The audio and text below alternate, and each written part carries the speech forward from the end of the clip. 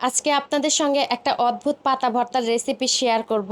আর এই পাতাটা যারা গ্রামে বড় হয়েছেন তারাই একমাত্র চিনতে পারবেন, আর যারা গ্রামে বড় হননি তারা কিন্তু কখনোই এই পাতা চিনতে পারবেন না। আমি কিন্তু গ্রামেই বড় হয়েছি, আর গ্রামের লতা পাতা সবকিছুই আমি ভালোভাবে চিনি। আসলে দুঃখের বিষয়, আমি আম্মুকে বলেছিলাম এই পাতাটা আস্তে আস্তে দেওয়ার জন্য, কিন্তু আমার আম্মু সুবিধার জন্য কেটে কেটে এরকম ছোট ছোট করে দিয়েছে।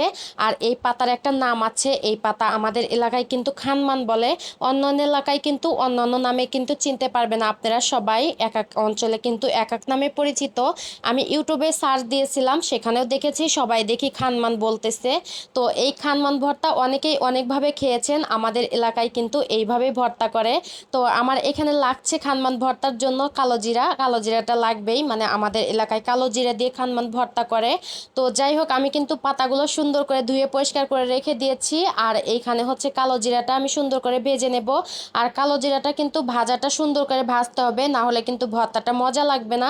তো যাই হোক, কালো জিরাটা কিন্তু সুন্দর করে ভেজে নামিয়ে রেখে তারপরে এখানে ওই যে ধুয়ে রাখা খানমানগুলো দিয়ে দিয়েছি। আসলে এটা কচুরি একটা জাত, এই গাছগুলা কিন্তু ছোট ছোট হয়, আর গ্রামে কিন্তু আনাচে কানাচে এই গাছগুলা সবসময় দেখা যায়।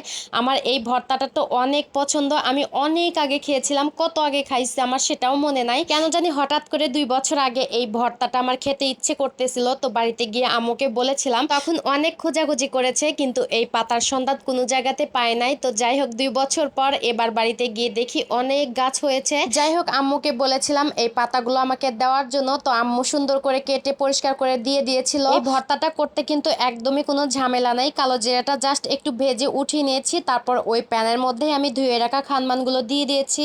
আর দিয়েছি এখানে অনেকগুলো রসুন, তারপর পেঁয়াজ আর কাঁচামরিচ।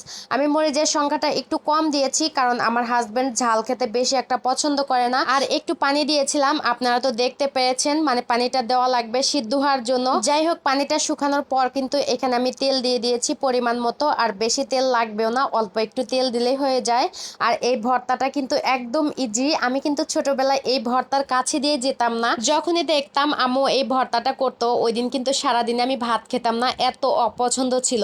কেন যেন হঠাৎ করে আমার এই ভর্তাটা এত পরিমাণ খেতে ইচ্ছে করতেছিল, মানে কি আর বলবো। আজকে তাই দেরি না করে চটপট ভর্তাটা করে নিচ্ছি। আর এই ভিডিওটা কিন্তু আমি বাড়ি থেকে যেদিন এসেছি তার পরের দিনের, মানে তাহলে বোঝেন যে কি পরিমাণ আমার এই ভর্তাটা খেতে মন চাচ্ছিল, মানে প্রচুর কাজ ছিল, তার মধ্যেও কিন্তু আমি এই ভর্তাটা করেছি। যাই হোক, কালো জিরাটাকে আগে বেটে নিয়ে তারপর কিন্তু খানমানটাকে বেটে নেব। আর শুকনা পাতায় কিন্তু কালো জিরা সবসময় বাটতে হয়, না হলে কিন্তু কালো জিরাটা বাটা যায় না। তো যাই হোক, কালো জিরা কিন্তু বাটা হয়ে গেছে, আর এখন হচ্ছে খানমান বাটার পালা।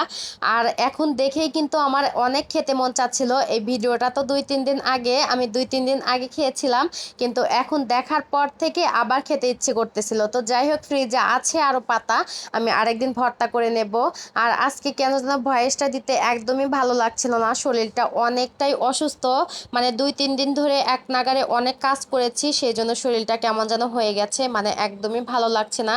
তারপরেও কি করার, পেজে তো কাজ করতেই হবে। আর বাড়িতে যাওয়ার পর থেকে আমার পেজের অবস্থা একদমই খারাপ, কেন যেন সব কিছুই লাল বাতি জ্বলে আছে, একদমই ঠিক হচ্ছে না। সেই কারণে আজকে কষ্ট করে ভয়েসটা দিচ্ছি, মানে ভয়েস দেওয়ার আজকে কোনো ইচ্ছেই ছিল না, তারপরে অনেক কষ্ট করে ভয়েসটা দিয়েছি। তো যাই হোক, একটু কষ্ট করে সবাই শুনে নেবেন। আর এই তো আমার ভর্তাটা কিন্তু রেডি, আর ভর্তাটা খেতেও কিন্তু মাশাআল্লাহ আলহামদুলিল্লাহ অনেক মজা হয়েছিল, দেখে তো আমার লোভ লেগে গেছে। দেখা যায় ছোটবেলা আমরা যে সমস্ত খাবারগুলো খাইনি সেই খাবারগুলাই কিন্তু এখন খেতে ইচ্ছে করে। যাই হোক, এদিকে কিন্তু আমার ডাল রান্নাটাও হয়ে গেছে, আর আজকের ডালটাও মাশাআল্লাহ অনেক সুন্দর হয়েছিল, আপনাদের ভাইয়া অনেক প্রশংসা করেছে।